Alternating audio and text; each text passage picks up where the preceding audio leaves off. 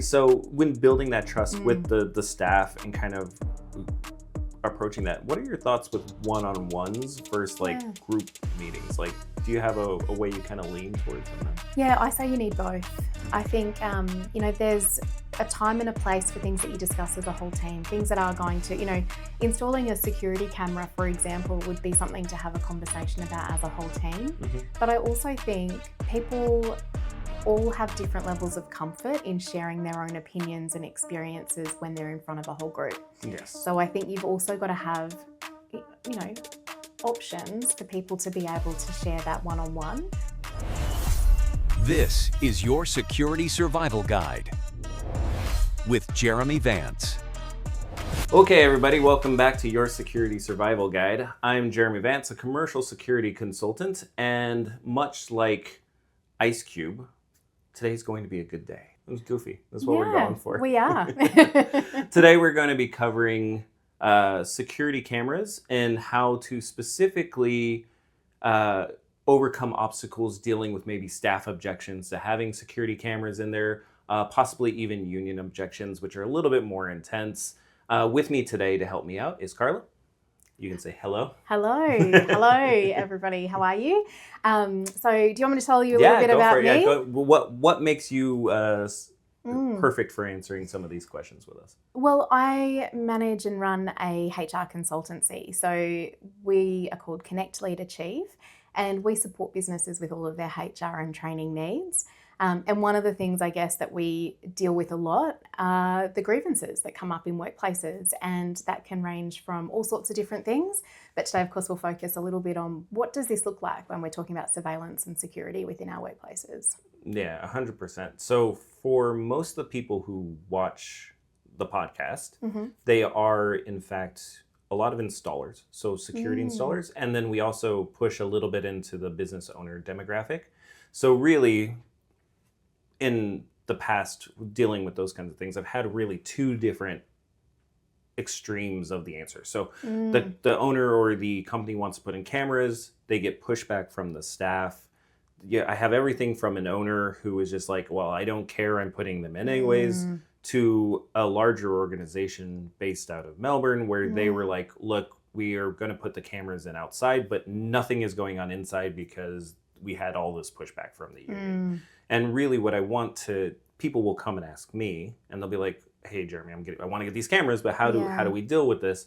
Really what we're looking for is some sort of guidance, maybe not even, I don't know if there's a silver bullet answer, but at least some sort of way that they can maybe understand and hopefully have that conversation. Yeah, of course. So, yeah. Now, what I've done is I have printed out 4 actual objections that have come from one of our proposals where, again, this company down in Melbourne have removed everything that is identifies the company, right? So that we're there.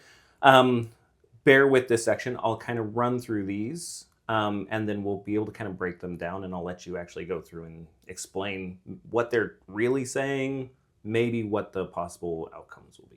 Yeah, great. So the first one that came across was privacy and trust. And I'll read because that is great, great audio.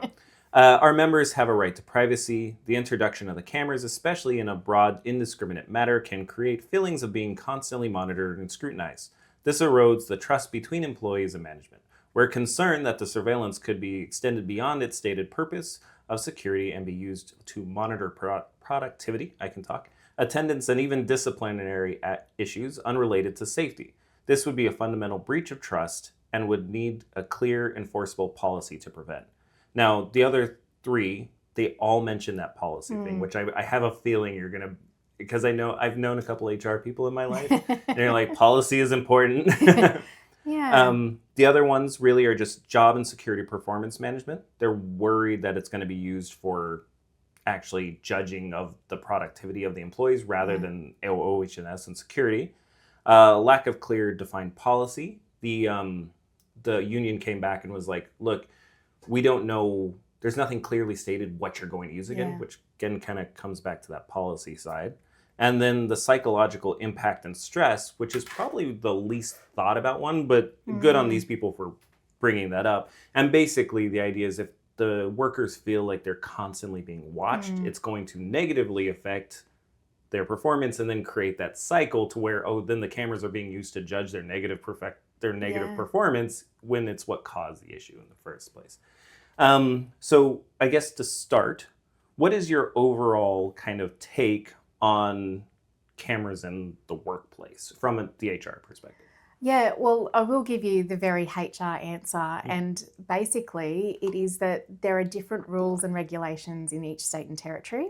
So I would absolutely start just by making sure you've done your research about what's okay and what's not okay from a legal standpoint.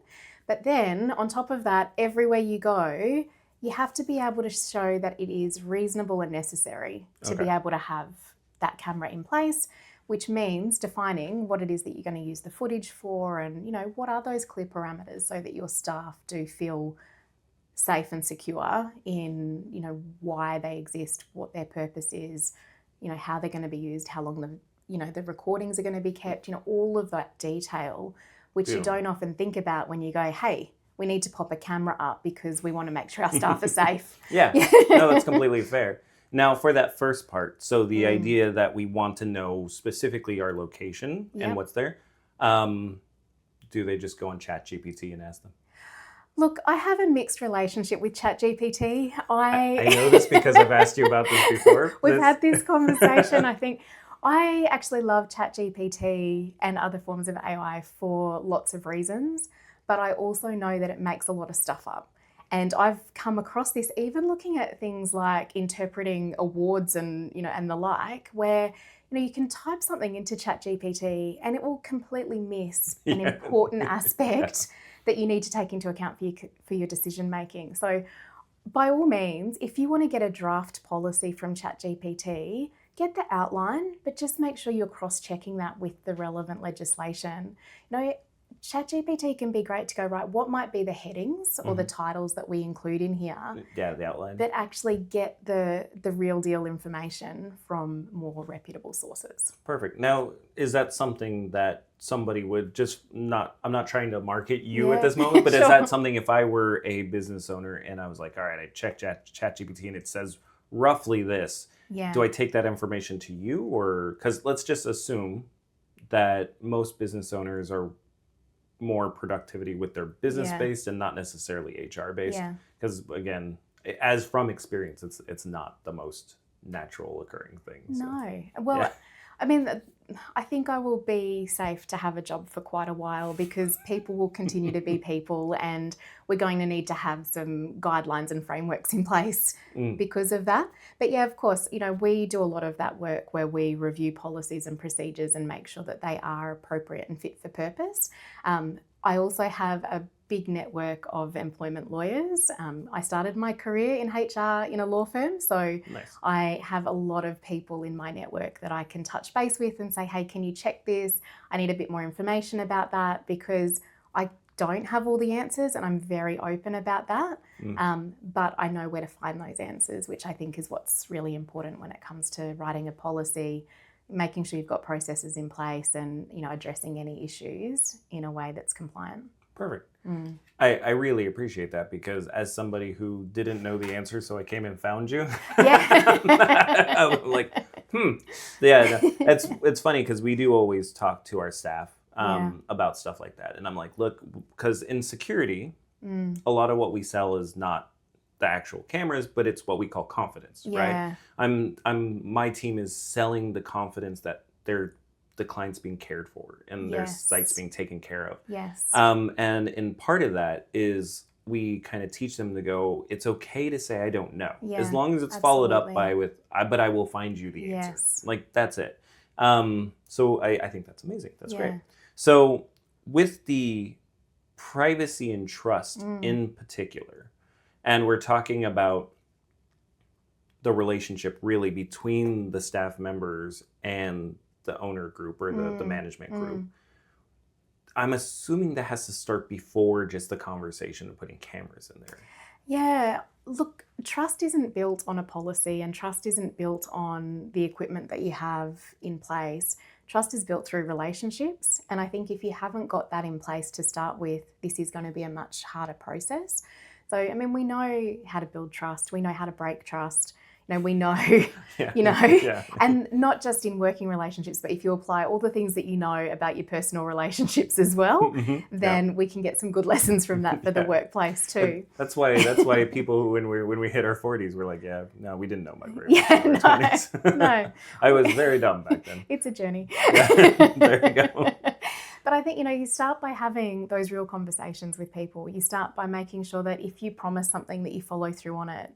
You make sure that, if someone does ask a question or provides feedback, that you actually stop and listen to that feedback. Even if you can't fix something or change something or whatever, actually taking the time to stop and listen and respect. And care. Yeah, I get that. Absolutely. Treat people like people. And, if you've got that as a foundation in your business, a lot of these other challenges are going to be a lot easier to manage. And I say that across the board, no matter what HR problem someone might come to me with, I always say, well, let's think about the human side of it. Let's think about how do we show empathy and compassion, even if it is that person's done something really terrible or, wrong or, they've made a really bad decision. Which we all do. Of course we do. Yeah. We can still approach that with trying to find out more information about that person, develop understanding and still treat them kindly. Yeah. As somebody was explaining to me the difference between like empathy and sympathy. It's like,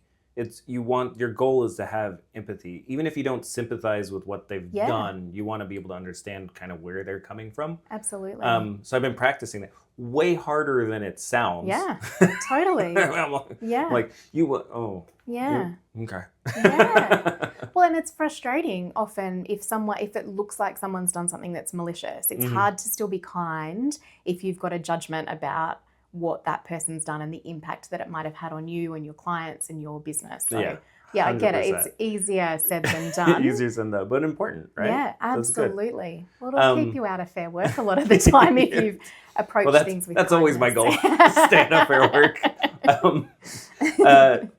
So when building that trust with the staff and kind of approaching that, what are your thoughts with one-on-ones versus group meetings? Like, do you have a way you kind of lean towards on that? Yeah, I say you need both. I think, there's a time and a place for things that you discuss as a whole team, things that are going to, installing a security camera, for example, would be something to have a conversation about as a whole team. But I also think people all have different levels of comfort in sharing their own opinions and experiences when they're in front of a whole group. Yes. So I think you've also got to have, options for people to be able to share that one-on-one.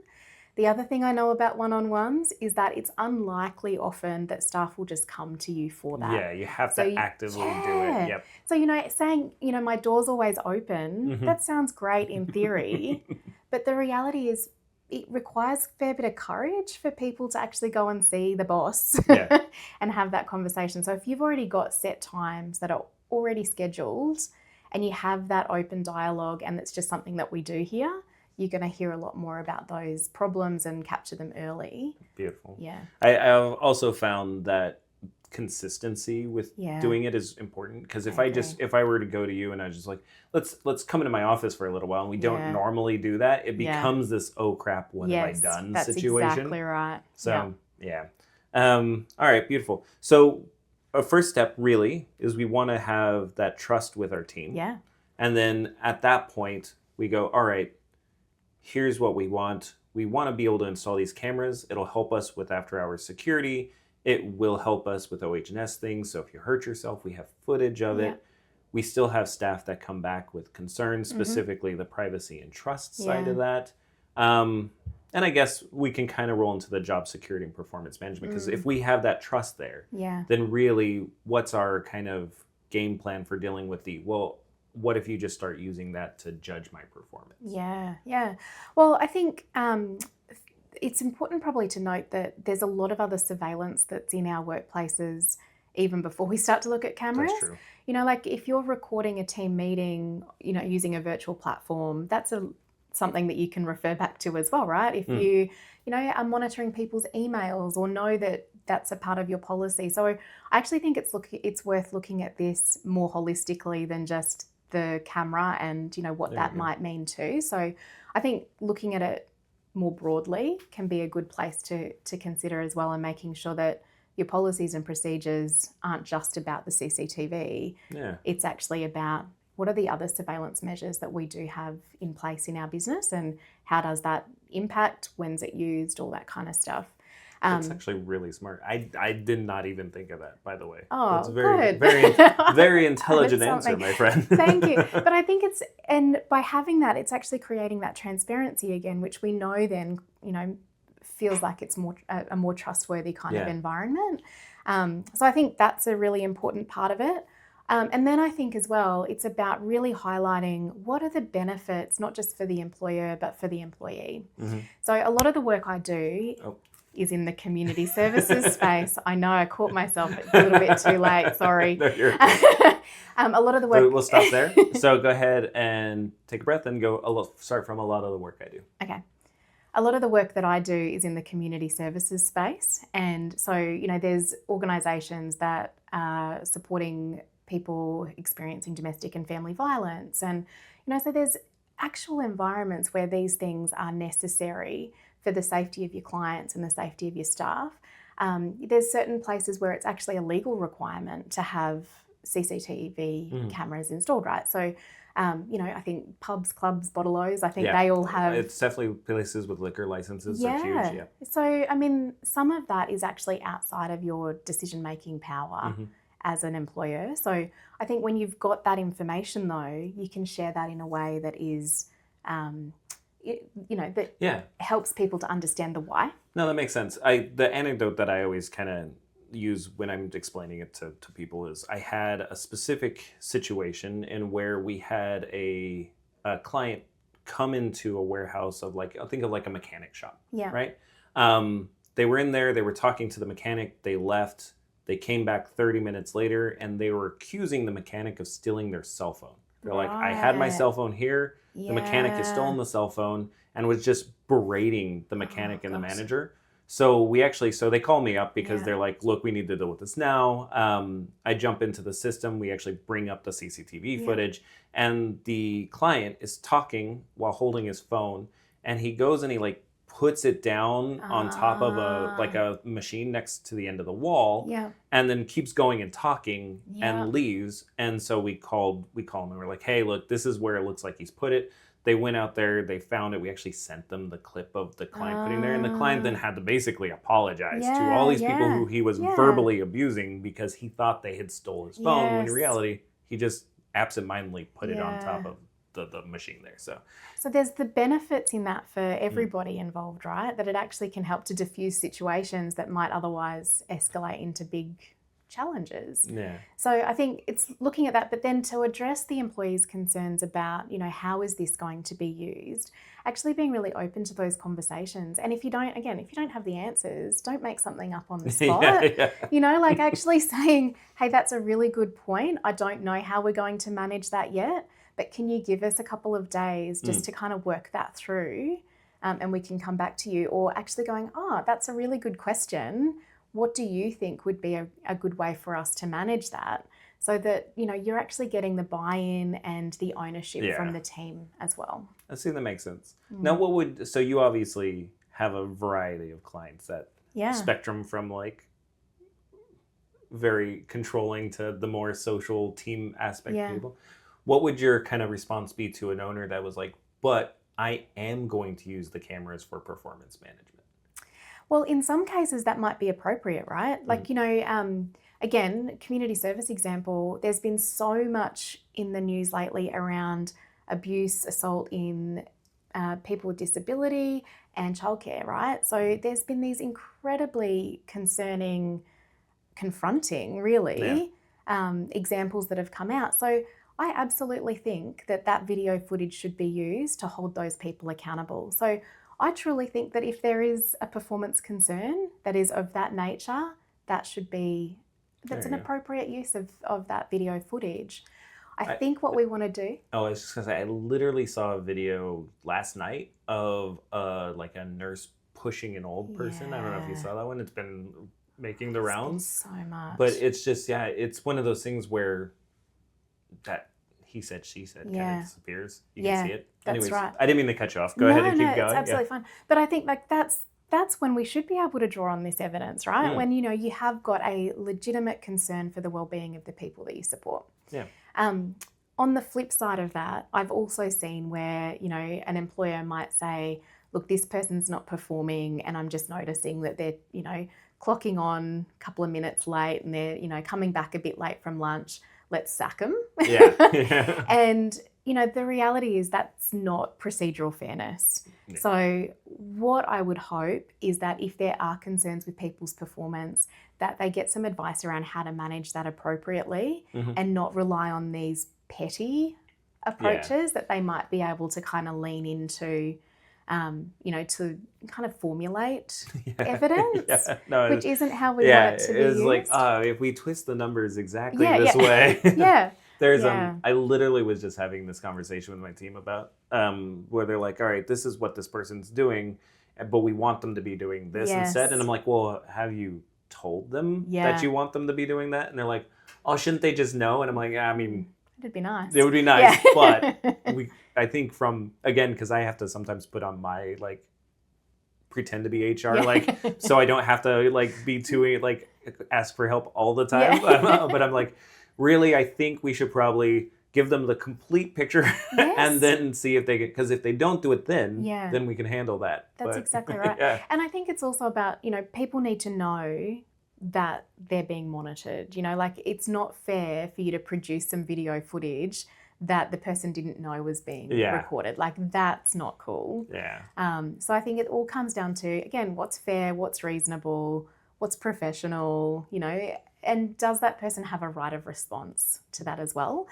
Because I think Australia... What does that mean? So right of response? I only ask that because there's going to be tradies that watch this, and I guarantee you they're not going to know what that is, because I had to look it up not that long ago. Yeah. Well, essentially what it means is that under workplace laws in Australia, you have to give someone feedback and give them a chance to tell you what part of that feedback is fair, and give them a chance to tell you or provide evidence either that supports that or that's to the contrary. So it's just about making sure that any performance that we address or any disciplinary action that we might take in our workplaces is conducted in a fair way that gives people a chance to improve and to share their perspectives.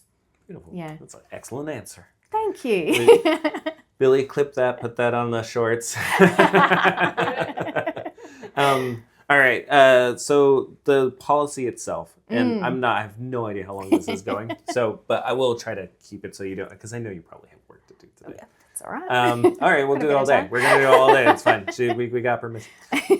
So the policy side of it. Yeah. How do we actually go about constructing that to something to where we can get the staff on board? Yeah. Look, I think the consultation is really important with this, that, actually allowing staff to contribute to the creation of your policy can be really helpful. Again, it's all about that fairness, reasonableness. The other part of that is too, if your staff have actually contributed their perspectives as you're building your policy, then they already know what's in it. Yeah. So it's easier to hold them accountable to that if they've actually helped to formulate it. Yeah. The other part of it, I think, is that it's not actually just about the policy, because we can all have words on a paper in our workplaces, right? That doesn't necessarily mean that as a new person, I know what that expectation is. It also doesn't necessarily mean that as someone who's been here for a few years and read that in my induction, that I have any recollection still know what of it is. Yeah. So I think there's also this part around how do we help to make sure that the information that's in our policies and procedures is actually understood and applied by the people in our team. So how would you do that? What is, there has to be some best practices. Yeah, of course. I mean, training, toolbox talks, those kinds of things can be really useful. So, some of the things that I've seen work really well is if you have a regular toolbox talk, every week pick one particular policy or procedure and actually go, hey, let's just have a quick refresh. It doesn't have to be a long thing. It might be 5 minutes. But here's my real HR hat. Okay, go for it. I'm ready for it. Document it. Okay. So if you are having those conversations every week, just keep a little note of what was covered and who was there, so that if you've got any problems later with that person not abiding by that policy, you can actually go, hey, remember we spoke about this only 3 weeks ago. Here's the record of the toolbox talk. There's actually, there's not a lot of room for movement here if you haven't actually done the right thing. That makes sense. That actually does make sense. So we take the input from the team. Yeah. Then we go to like somebody like you. Sure. And you were able to help put that together with us. Because again, ChatGPT probably could do a bad job of it, but not necessarily the good job of it. Yeah, right? Absolutely. And look, ChatGPT might throw in some stuff there that's really relevant in Nigeria or something, but not suitable for Australia. Or hallucinate entire laws out of thin air. Yeah. Absolutely. It could be a really creative policy. This one is kind of not related to that. What are your thoughts on... So CCTV, obviously video, but a lot of them now are recording audio as well. Yeah. Would that fall under that same policy, or would you have to make a whole separate policy for that? I actually think it's not legal in most cases to record the audio at the same time. Yeah. At the same time? Okay, we'll have to... That's good. We'll have to check that. Yeah. But I mean, again, I'm not an expert on all of the different laws in each state and territory. So yeah, I know even, for example... If you're recording a Zoom meeting in Queensland, it's actually okay to do that. In New South Wales, you have to get explicit consent from everyone before you do that. Interesting. So, I mean, there's things like that even. And, I think it's just about being really aware of what are the rules in your jurisdiction. Yeah, which makes sense. And I would imagine a lot of it goes into like public-private property as well too. Like if it's in your house, obviously you have permission to record the audio in your house. Yeah. Assume. It depends how you use it, I think. Fair. Yeah, fair. Yeah. I'll actually have to look into that one. But don't you think, I kind of operate assuming that everything's being recorded at some level because, everyone's got a phone. You never know what people are tracking. I sort of feel like, every time I talk about something in particular, it then shows up on my dude that's Facebook listening. Feed It 100% is listening to you. I don't care what they say. I agree. I actually have noticed that more people are interested in filming something happening rather than helping somebody if something's happening to them. It's terrible, isn't it? That's actually, it does feel like that's kind of the trend these days. It's awful. It's more common if a car breaks down for you to see that footage on Dashcam Australia than it is for somebody to stop and get out and make sure that person is and okay. help them. Yeah. It's terrible. You'll see videos on YouTube of people driving past going, "Hey mate, you can't park there." Yeah. But you won't ever see anybody like being like, "Bro, are you okay?" It's weird how the world's kind of turned that direction. Isn't it really? I shouldn't talk though. I'm like, if I'm like, there's like a fender bender, I'm like, keep driving.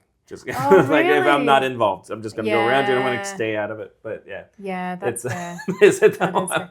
Well, I mean, I wouldn't insert myself into a potentially dangerous situation, but I am I'm the last person to pick up my phone to record something. Yeah, I'm not even things that I want to create as memories for myself. I'm unlikely to actually record them. It's so funny because I'm actually like, I have this like real like super big issue with like authority, right? Which is why I'm not a very good employee, but decently good at hopefully like doing my own thing. Yeah. However, I am also like the first person that wants to follow every rule that's in place. Really? I'm the weirdest human being on the face of the earth. And not just because I'm trying to please people. Yeah. I mean, maybe. It's probably a little bit of that. but no, I'd like follow the rules, but I'm like, but don't tell me the rules. So what a dichotomy. I know. It may just be that I don't want to know the rules because I know as soon as I know them, I have to follow them. See? Interesting. So while we're talking about craziness, how's this for a segue? The psychological impact and stress of the cameras on the staff and job performance. What are your thoughts on that? Look, I think we are talking so much more about the psychological impacts of all sorts of things in our workplaces, and I think we should. I often say, even 10 years ago, talking about psychological safety in the workplace just was not a conversation at all. But now in every state and territory, we do have a responsibility to manage the psychosocial safety of our people in the same way that we would the physical health and safety of our people. So I always say conduct a risk assessment, which sounds really boring, but if you can have a look at what are some of the psychological factors that could put your people at risk in your workplace, and then do the same thing as you would if you're trying to stop slips, trips, falls, electrical accidents, fire, all of those things. Actually go through and go, how could we actually prevent this from happening or minimize the risk that this might cause? Do you have any thoughts on what would actually help that? Because just knowing you're being recorded, it's like feeling it. I get it. People will feel like they're in a zoo. Yeah, right? yeah.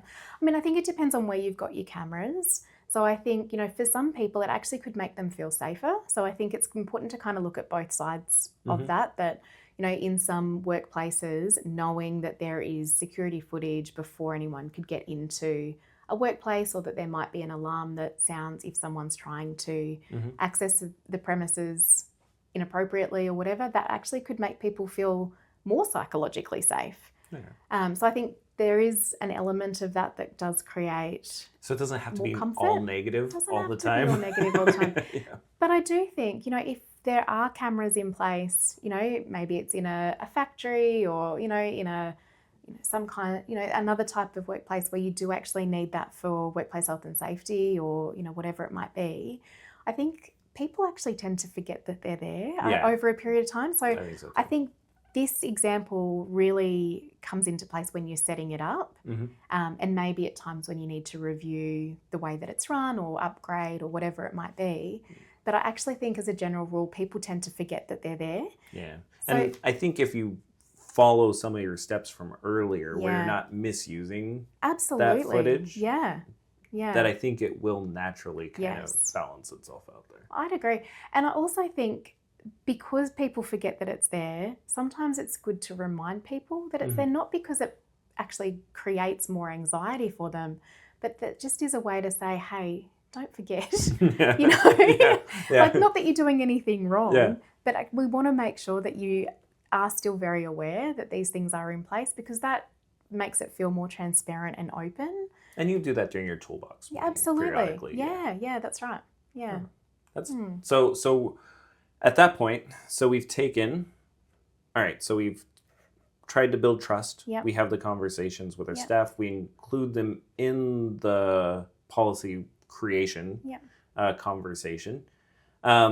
We then take that policy, hopefully get it checked by somebody intelligent like yourself, and come back and go, yep, that's good. Yep. And then we can take that, put that into practice. And then really that next step is making sure that we're following our own defined policy and making sure that we're not losing that trust over time. Yeah. And then hopefully with any kind of consistency there, that psychological stress will alleviate itself over time, because that trust is there. Yeah. Which brings that all back. So through that entire process, the most common word there was trust. Yeah. Right? So, and I guess the question for security technicians is, how do we then go to a business owner who's come to us and said, I have this pushback from my staff?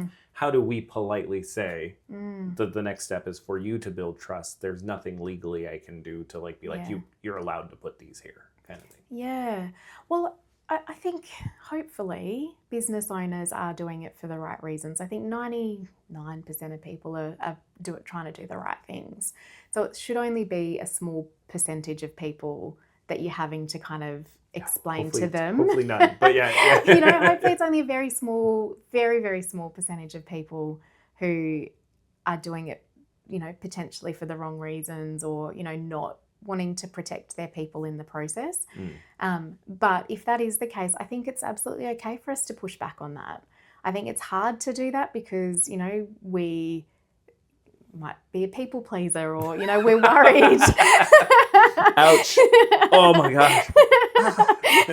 Or, we're worried about the conflict that it might cause. Yeah, that's actually, both of those things are things that I worry about far more than I should. As somebody trying to lead other people, I'm always like, all right, how can I diplomatically make this the easiest way possible? And how do I keep these people happy so that they, in my mind, it's like, so they continue to give me their best. But in reality, I just kind of want people to be happy. Yes. If that makes sense. So, yeah, I get that. Well, but I also think that part of that is people know if there's an elephant in the room. And so sometimes if we're not saying things, or we're avoiding having a conversation, people get the sense that there's something missing in that anyway. So that kind of erodes trust as well. So that's true. By trying to keep people safe, or by trying to protect ourselves and not having to enter a conflict, often we do have the opposite impact anyway. Yeah, that's true.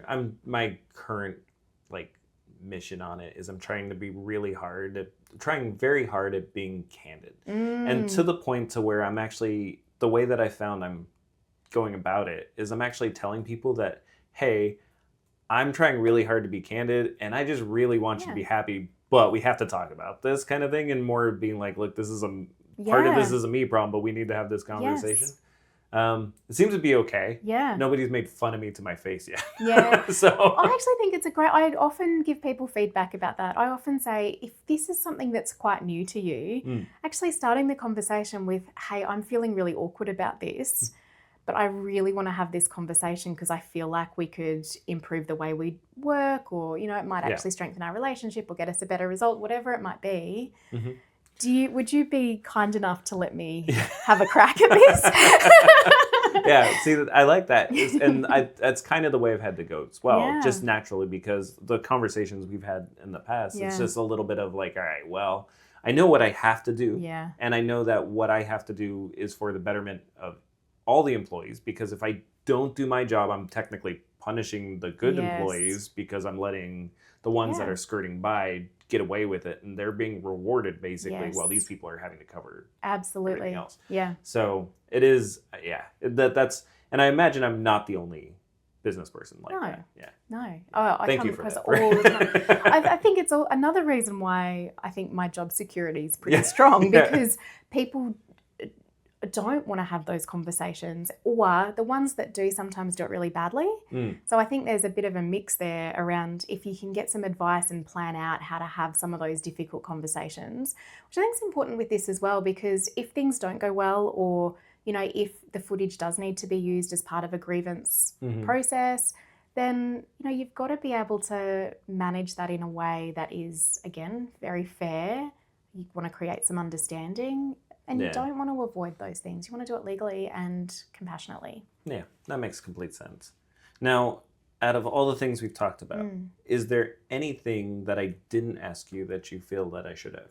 Yeah, I think it's also important for people to know where they can go if they need to escalate these things as well. So if you can't work it out within your workplace, there's 2 places that you could reach out to.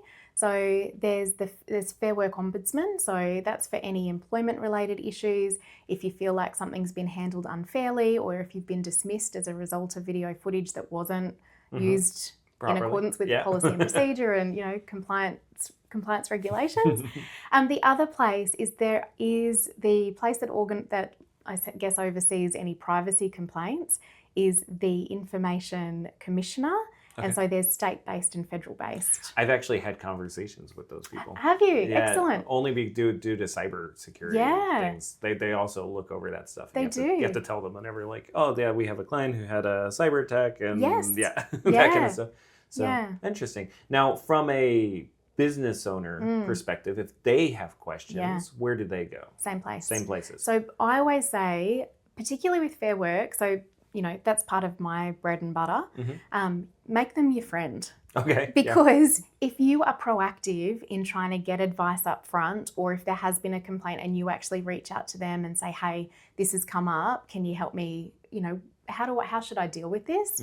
They are far more forgiving and understanding than if someone has gone to them with a complaint and you end up going through all of their different processes, and we won't go into all the detail of that. It fall into the tree of like the labyrinth of questions. And everything from, you know, a mediated conversation through to different court processes. So we want to avoid all those things if humanly ideally, possible. Yeah, very time consuming.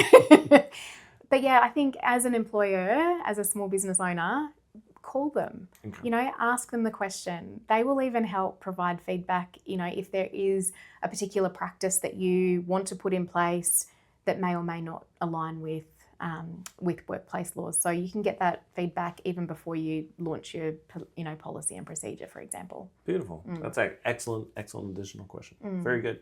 Yeah, that one like locked and loaded, by the way. You're like, I know I need to talk about this. I think it's important stuff, right? To know, because it can be really difficult if you've got 2 opposing views to try and find what's the common ground. So sometimes bringing in a third party or getting some unbiased opinion can be really useful. No, that's amazing.